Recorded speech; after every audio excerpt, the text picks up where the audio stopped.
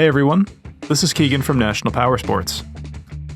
This one-owner 2018 Aprilia Tuono V4 1100RR factory with only 2,507 miles runs and rides well.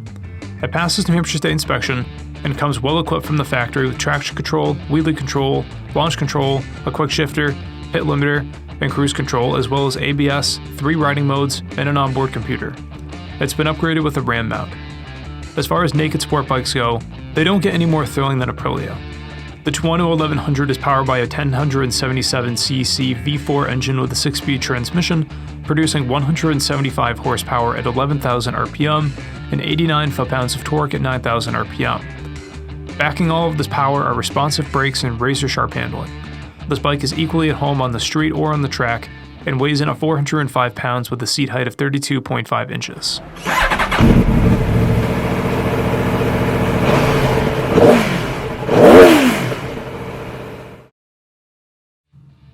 This opportunity vehicle is being sold as is.